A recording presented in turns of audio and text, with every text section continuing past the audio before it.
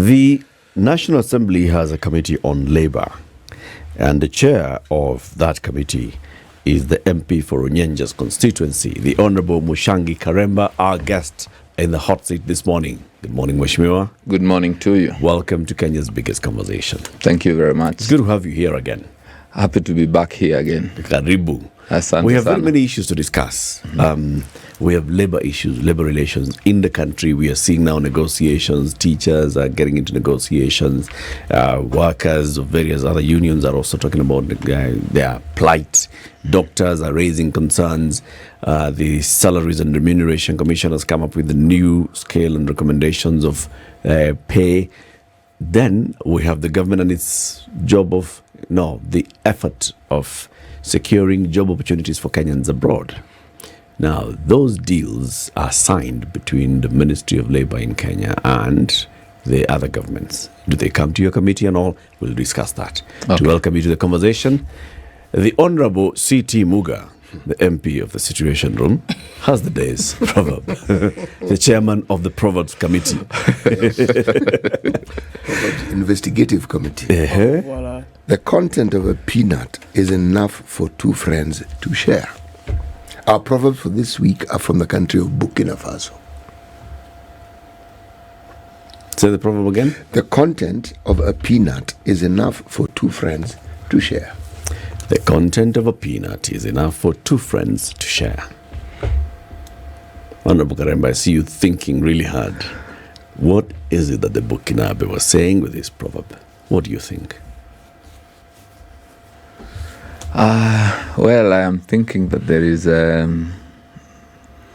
is enough for everyone. Mm-hmm. There is not too little that cannot be shared. That's what I think. Yeah. It's a beautiful interpretation. Especially that bit about it's never too little to share. Absolutely true. The little I have, I will share with you. If one is biblically minded, you will be reminded of the 2 fish and the 5 loaves of bread. Yes. Yani ilikuwa ni samaki hapo kiasi tu na buffalo kama 5 hivi. Yes. And then there is this other woman. The woman with the... and Elisha. yes. Who shared the little she had. Yep. And later on she was able to get more. Yes. The blessings came, Yes. my friend, as a result of her generosity. Yes, ilikuwa tu ni yake kidogo. Lakini baada hapo alifungua supermarket. Very good.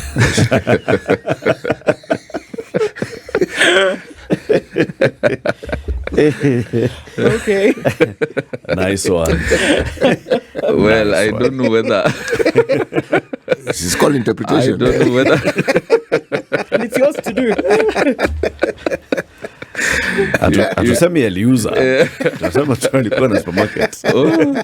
tuseme ilikuwa enough ya kufungua supermarket. Enough Yes, of like those. that. Well, Yes. okay. Yes. Mheshimiwa, your committee looks at labor issues. True. It oversights the Ministry of Labor. Yes. It oversights the other agencies that are involved in labor. The Public Service Commission. Public Service Commission. Who else? The State Department for Public Service. You know, those are 2 different entities. Yes. And then the Ministry of Labor and Skills Development. Those 3 entities. So you and then actually, also so even the Cabinet SRC. Secretary for Public Service. Yes, even the Cabinet Secretary for Public Service appears before us, but we co-share the CS Okay. with the Committee on Social Protection, Yeah. and also the Committee on Youth. She appears before the Committee on Youth, Social Protection, and even the Committee on Labor, because the Public Service Commission falls under the Labor Committee. Right. Yes. The Salaries and Remuneration Commission also falls under you. That falls under me. Yes. The National Employment Authority also falls under you. That is true. And also the National Industrial Training Authority, NITA, falls under me. Okay. Yes. I'm interested in the National Employment Authority. What exactly is their job? What do they do? Now, the National Employment Authority is supposed to help or inform the country on the opportunities and the strategies that can help our young people get jobs.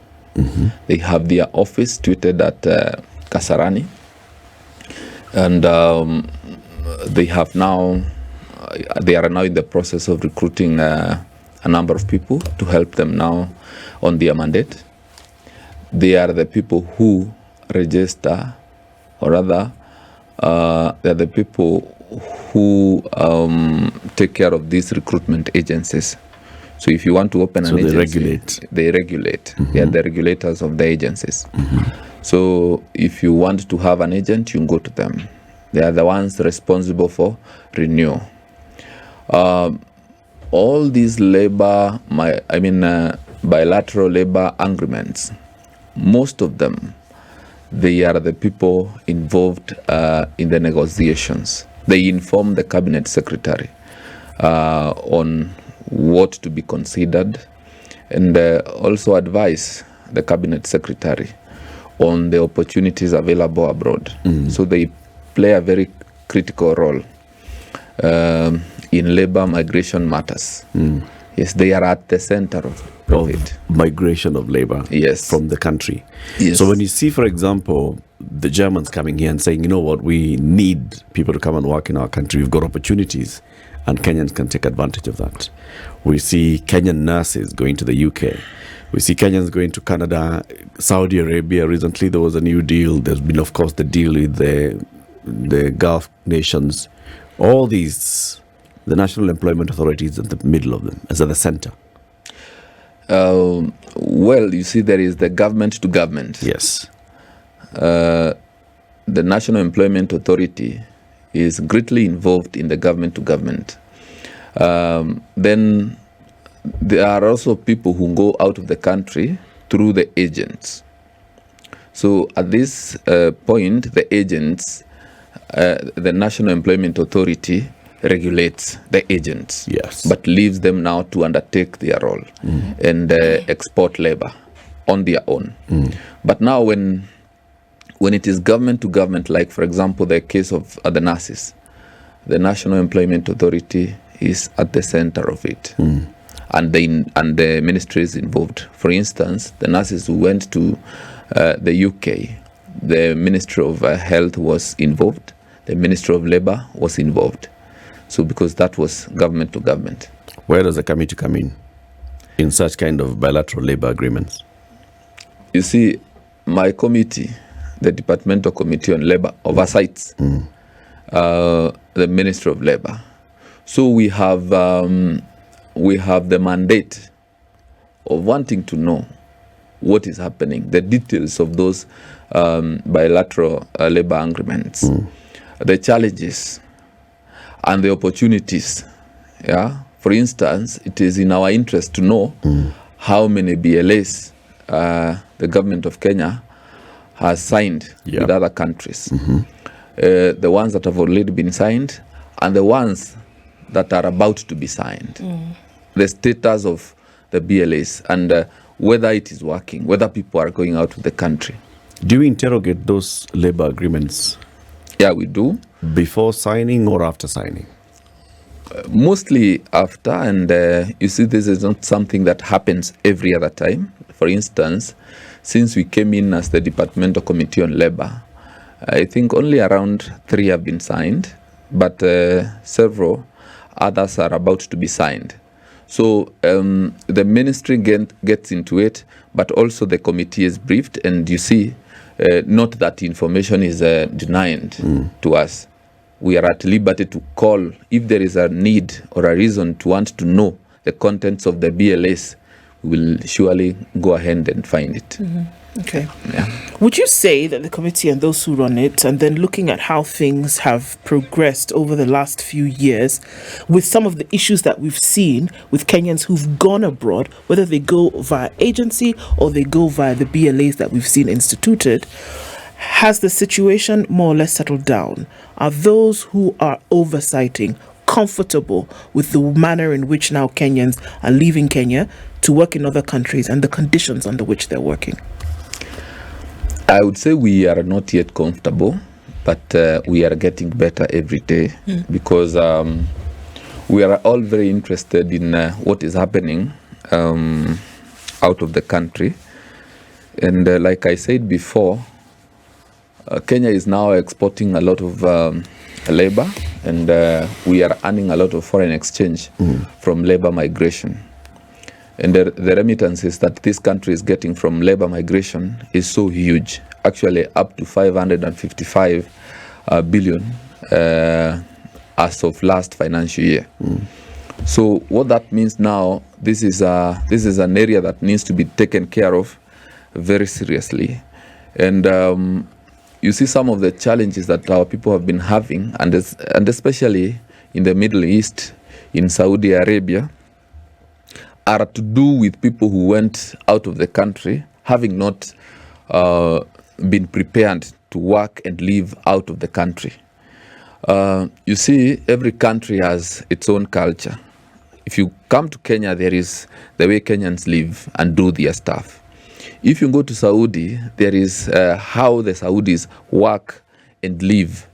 So we have had cases of people going out of the country to Saudi, to Qatar, to Oman, to Kuwait, having not been told about the culture. So the government of Kenya, through the National Industrial Training Authority, have introduced a pre-departure training, which takes around a month, where these people who go out of the country are trained on what to expect the other side. Because some of the people who go there are not literate. Yeah, some have not even gone to class 8. Others have been able to go to Form 4, but do not know how to live out there. Others have no idea of the language that those people speak. So the pre-departure training is supposed to equip those people who are going out with information about where they are going, so that when they go there, they go and at least acclimatize as fast as they can. So that is one of the effort. Then I have seen and I have heard from the Ministry of Labor that there is an effort to increase the labor attaches, especially in a country like Saudi. For instance, we have only one labor attache in Saudi Arabia. Yet that is a country that is so huge. I'm reliably told that they are constructing 2 new cities. Yeah, you know, those people have a lot of money. So they are constructing 2 cities. They require a lot of labor. As we speak, today, the Association of Recruitment Agencies in Saudi is in the country.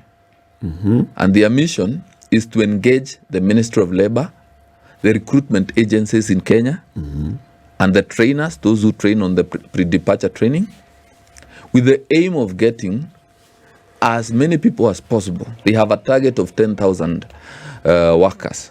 Skilled and unskilled. Skilled, non-skilled, semi-skilled, all those types. Yes, they want all that number of people. So they are in the country, and their meeting is beginning around 10 to around 2, and their mission is they want labor, and they are aware that in Kenya we have very aggressive people, energetic, and who are willing to work. You see, Kenyans, compared to some countries, I don't want to mention, I don't have to mention, yeah. A Kenyan is speaking. Right.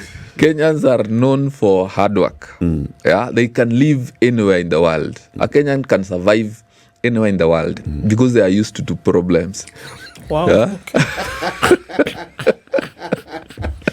So any other problem is a familiar one.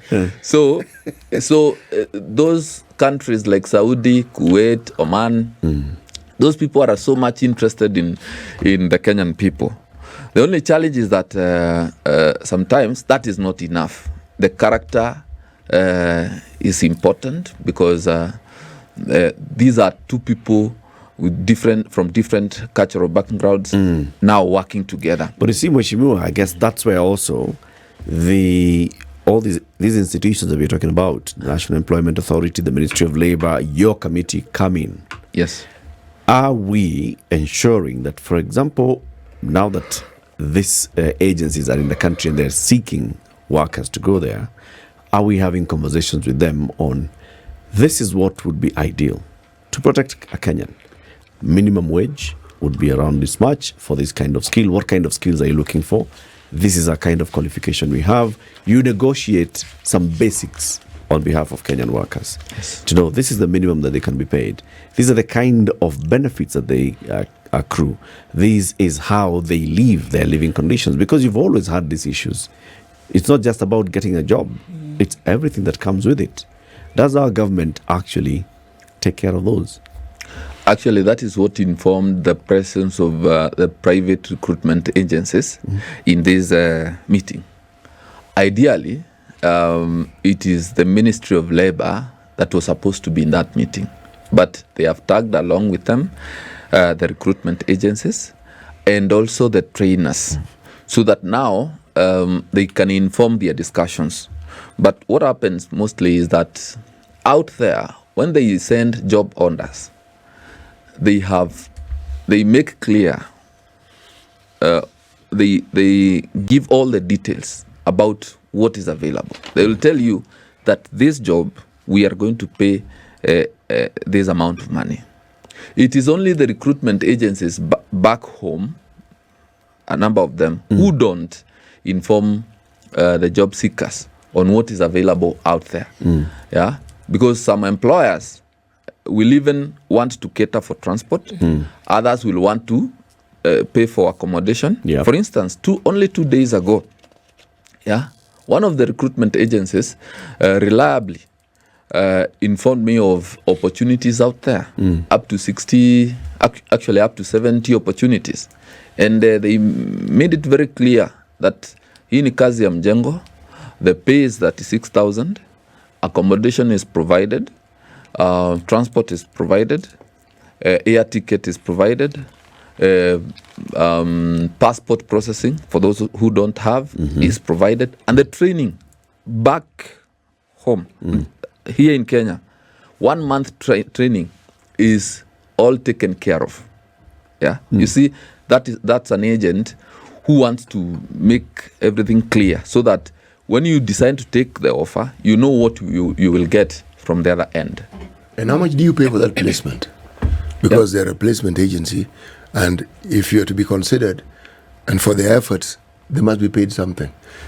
Is it something that we can standardize? Is it something that we can say agencies will charge within this range? So that, period, yes, so that people who want to go abroad know that this is what an agency can charge me between this and this. Now, you know, agencies, some agencies do it very well. For instance, the one I'm talking about is not charging anything. So you don't have to pay anything. The only, what is required of you is to pay for medical. You see, you need to be tested before you even a medical examination. Yes, a medical examination. So you need to pay for the medical examination. That is at your cost. And it is only after you are examined that you'll be trained. So ideally, this one is not charging anything. But there are those agents, you know, they are paid for those job orders. For every one person they deliver, they are paid from those recipient countries. Now, those I would call them rogue agents. They be paid from the recipient agents, and they also be paid by the agents. So they are paid on both sides, but some are very good. They will be paid from one end and they deliver, because once they deliver, they are given more job orders. I would say it is important that we have a conversation with them, because nowadays we are meeting regularly.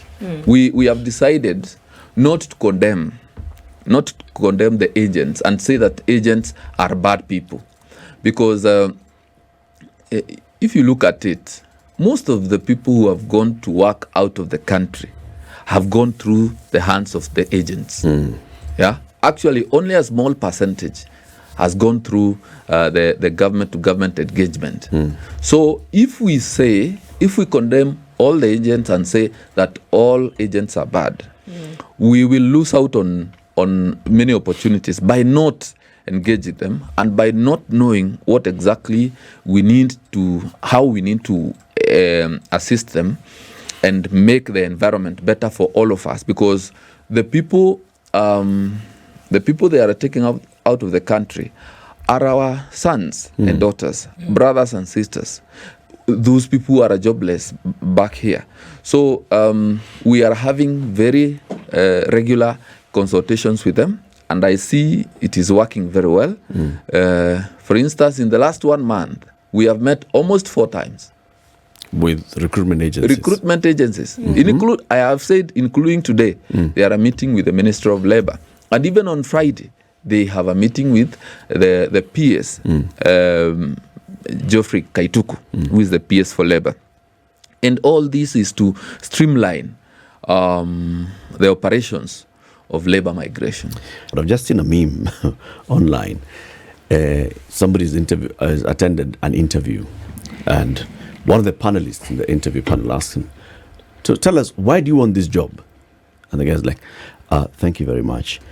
You see, all my life, I've always been passionate about not starving to death."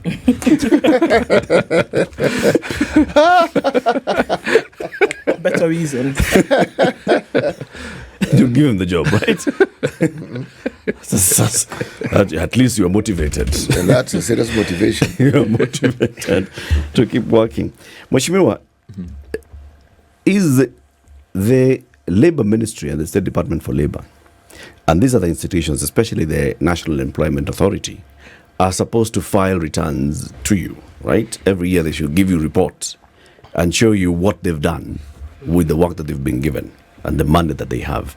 Do they come to you and tell you, for example, the National Employment Authority, these are the opportunities that we scouted for Kenyans abroad, and these are the people that actually went to fill out those opportunities? Do they do that kind of thing? Because you said part of their mandate is to advise the government, the State Department for Labour, these are job opportunities that Kenyans can actually fill up. Yes, they do. Actually, it is a requirement that they report before us with quarterly reports. That they did last week. We met them at Tamarind Hotel, and they were able now to, the State Department for Public Service, the Public Service Commission, the Ministry of Labour, they came and gave us those statistics. Sadly, I didn't come along with them, but the National Employment Authority, we questioned the NEA on the number of people it has assisted get jobs against their targets. Yeah. How are they doing? They have their targets.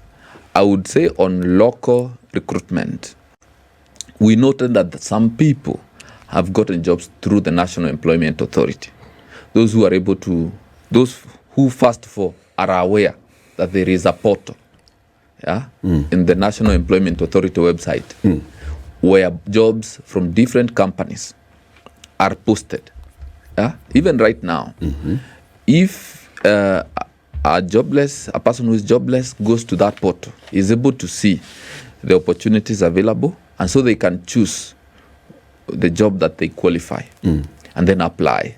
So some people have gotten those jobs. I would say thousands.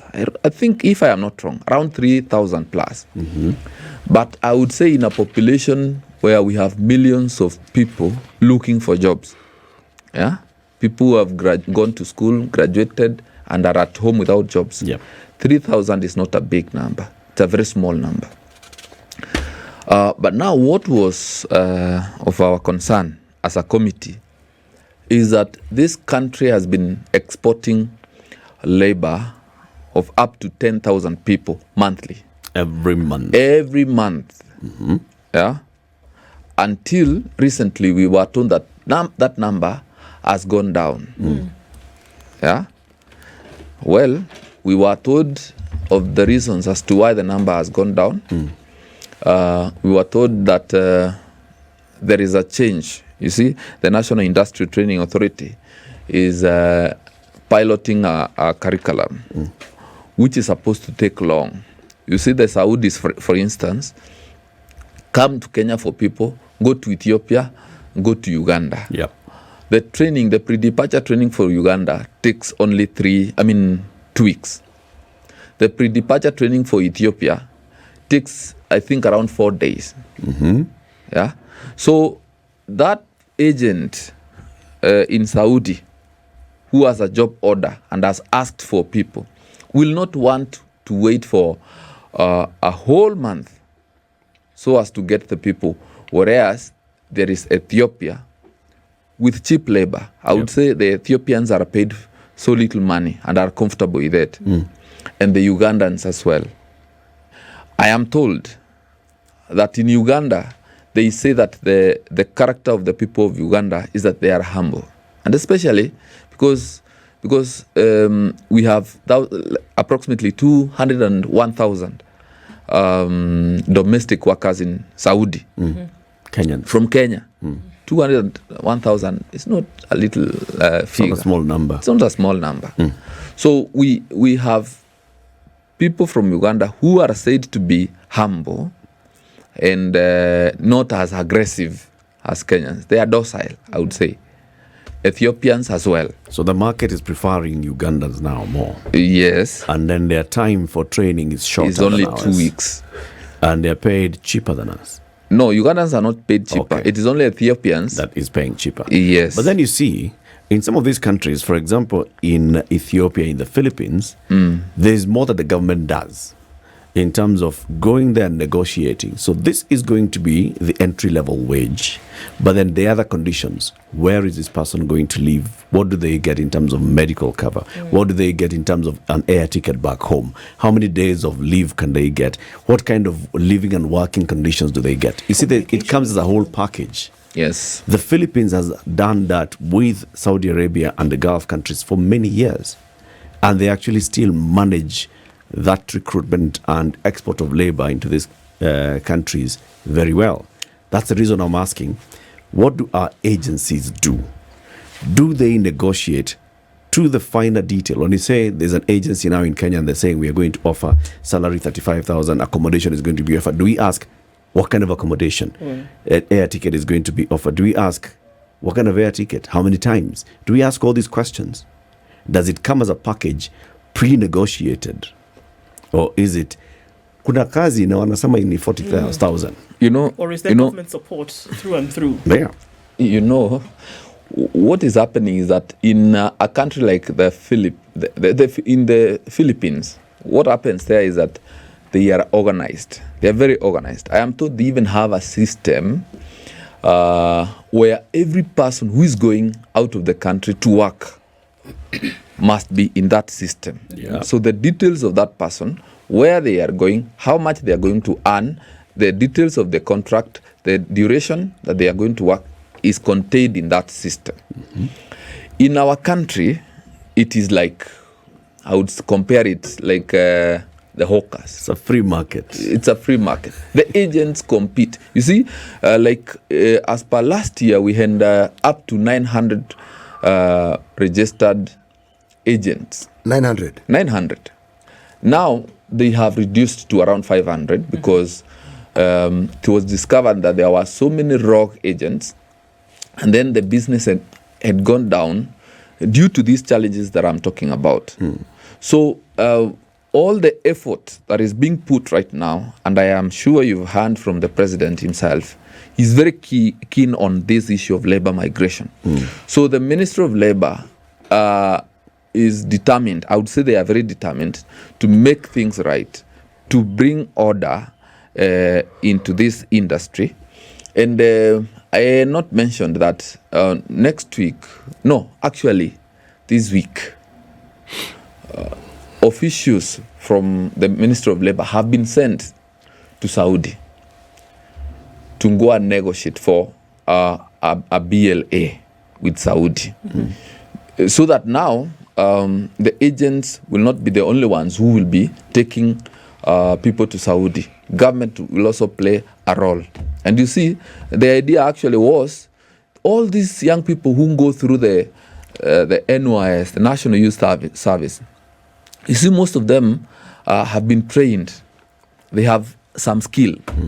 Yeah. The idea is that the thousands of these young people be taken to Saudi, or rather get opportunities to go and work in Saudi, and much more. So those who went, officials from National Industrial Authority and NEA and the Ministry of Labor, have gone to Saudi to have initial discussions on the BLA, so that later the two ministries, the Ministry of Labor from Kenya and the counterpart in Saudi, can now come and sign these BLAs. But I would agree with you is that the reason why we are not as organized is because there are people who went ahead of us, and those that were in charge of the labor sector, the labor ministry, were not keen to bring sanity. Because, again, there are people who thrive in confusion and disorder. Yeah. So they will not want things done right, because once things are done right, they lose out the opportunities, and opportunities go out to many people. So they would want to keep everything for themselves. Is it possible for government, for the committee and the way it's in oversight, to then introduce a system whereby agents, because we've seen clearly, agents they're running their own business. They want to make some money. It's a commercial venture for them. At the same time, there are individuals, whether we want to admit it or not, that there are individuals in Kenya who would want to seek pastures, not even greener ones, just pastures in another country, right? They want this connection. The agencies play a vital role in making this happen. I'm not even talking about the funny ones who do some horrendous things to Kenyans as they're leaving, but the ones who are saying, okay, well, here's a job. Let me be the one to connect you. Is there room for agents and government to work together to streamline this thing? And then, just lending to that question that Eric was asking, when you get there, is Kenya aware of you have landed, you have registered at the requisite embassy, people know that this is where you are? Should something go wrong, we know the next port of call? Because still, unfortunately, too often, if something does go wrong where somebody's gone to do a job, people are raising money to bring them back in a box. Still happening. Actually, there is a system now in place, I would say, because I have heard of it. And in the coming days, I would like to know, or rather I would like you people to even invite the acting director for National Employment Authority. I am aware they have a system where that links now the agencies and the National Employment Authority and the agents in Saudi, or rather in the other countries. Yeah, I hear it is called MUCHANG. So that MUCHANG, the National Employment Authority will only facilitate the agents only when the MUCHANG, or rather the agents, post the job on us in the system. Okay. But that system is not enough. I would say they will need to upgrade it so that it accommodates now the job seekers. Yeah, I would say the job seekers, so that they can also follow through and see whether the opportunities that they are being told are genuine or not. Because like now, what is appearing on our papers today is a case of a person who is accused of having collected a lot of money from Kenyans in the name of helping them get jobs. So if we can have a system where even the job seeker himself or herself can see and be able to know whether this opportunity is genuine or not, then that will be when we'll be able now to seal the gaps. And is it possible for those loopholes to be sealed? Because the truth of the matter, on a night, go to JKA today at night, and you will see hordes of young people being pushed along to get on a plane to go where they do not know, with very little luggage, still happening today, and there is an agent who made this happen, who took money from them that they raised, however we do not know, to get passport, to get visa, and then get the connection for the job. Being promised of a professional job and then ending up going to do domestic work. It's happening still. So the thing is it possible to seal these loopholes? And then going back to that question to say, is it possible that these agents actually work with government and that government is only approving for people to travel when it has come through this MUCHANG? But even with MUCHANG, there are still holes because there are agents who are operating outside of this and there are people who are still going and getting stuck. Is it too difficult? Is it still too big of an animal to be sorted out? I believe it is not too difficult, and that is the work of government to make things possible and to safeguard the rights of its people. So having a good working relationship between government and the agents is something that we must all work towards and ensure that it happens. Because again, what is too difficult in having every agent declare the job orders that they have and the details of those job orders. But you will realize most of those agents don't like disclosing about the job orders, the details, how much they are. You see, they are paid a commission for every person they take. Yes. So it is important for the agents to declare the job orders, and make this information available to government so that now the government can regulate. But I am saying the National Employment Authority, the Ministry of Labour, the National Industrial Training Authority are the entities that are involved in this issue of labour migration. And from what I have gathered, because I am the chairman of this committee, I have listened severally to the president. I am sure it's going to happen. And the president is keen to take as many Kenyans as possible to go and work out there because there are opportunities out there anyway. So I'm sure it is going to happen, and our committee, as the oversight committee on these issues, will make sure that it happens. You know, this discussion about employment seems to revolve around people who are semi-skilled, not skilled, skilled maybe, but there's an entire cadre of people who are actually very skilled, very well educated, and don't have jobs. Sure. And the numbers are growing. Now, the discussion around what the government can do, should do, the fact that these agencies exist, government agencies, is a good sign that the government is taking this matter seriously. The fact that we even have a PS who oversees this is a good thing. Yes. However, just like we make it known to the public, the government makes it known to the public when certain things are about to happen, issues of jobs, processes, and how this should be followed, you say correctly, it isn't difficult, and I agree with you. It isn't difficult for the government to take the step and the charge to say, country X has opportunity X. And they require this cadre of individuals who can apply. Now, the agencies that deal with this work are, and they are registered by these government agencies. So when an agency says they want to do this, ensure they have this registration by the government. I'm simply saying a transparency so that this discussion about what happens in this field and the sort of headline we see in the nation does not occur. Yes. Because I don't think it is complicated. It is not. It is not. And those found to be doing the wrong things in the recruitment business must be dealt with firmly by the government of Kenya. And you see, it is not this accused person alone who is appearing on the papers today. We have several of them who receive money from unsuspecting Kenyans, people who are desperate. Actually, they go ahead and they borrow money just to pay agents and sell property so as to go and get these opportunities abroad. So I'm in agreement with you that we are not only talking about the semi-skilled. Yeah, we have people who have graduated.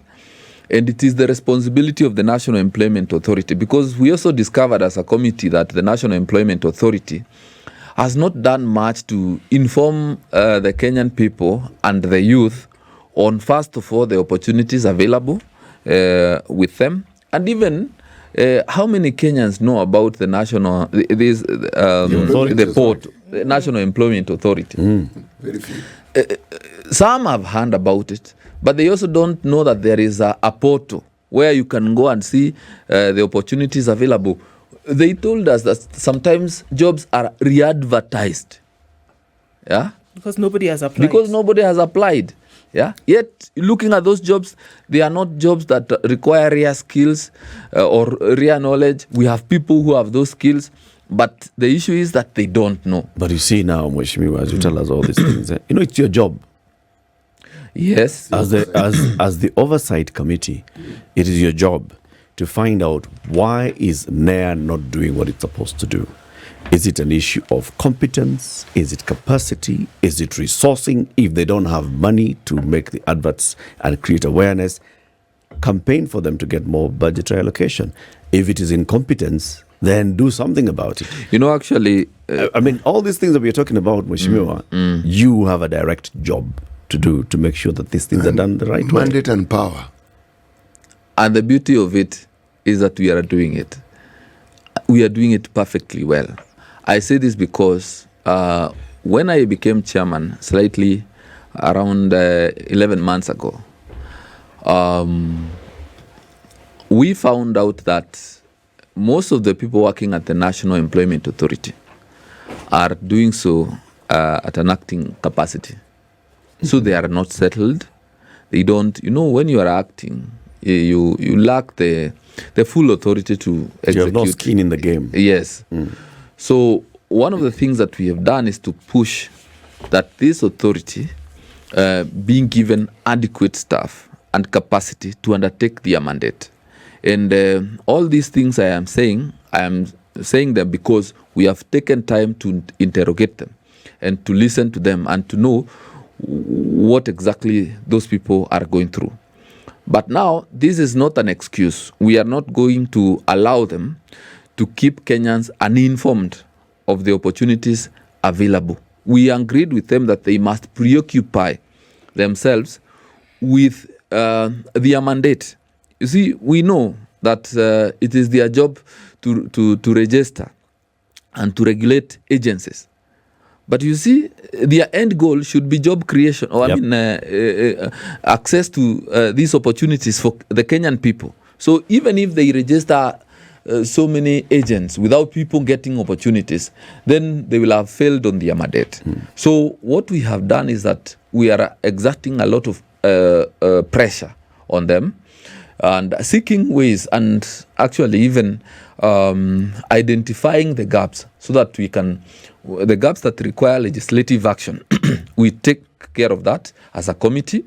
And where we need also to push, we do it because that is our mandate. And I can tell you it is getting better than we found it. Also, like you told us, the Philippines is very well organized and such kind of things.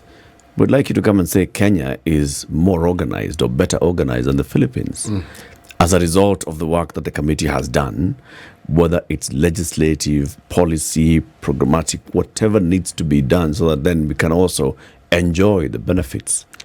We sent a team. We recommended that the National Employment Authority, NITA and the Ministry of Labor sends a team to Philippines. And they did that last month. They were to Philippines and they came back with a very good report. We hope that they will borrow ideas from what they found out in Philippines so that we can learn from them and with time get better than them. Because the Ugandans came to Kenya, learned about labor migration, learned about training. Yeah. The Ethiopians came here, learned about the agencies and the National Employment Authority. They are now doing it and exporting a lot of labor. So what we want is that the challenges that we have and the cartels in this sector to be dealt with. Because I will tell you, sometimes it's not that we lack the capacity. Yeah, it is the cartels that stifle the operations. The markets. Yes. We'll invite you again. Mheshimiwa Muchangi Karemba is the MP for Nyenjes, chairman of the Labour Committee in the National Assembly. This is the Situation Room, the only way to start your day.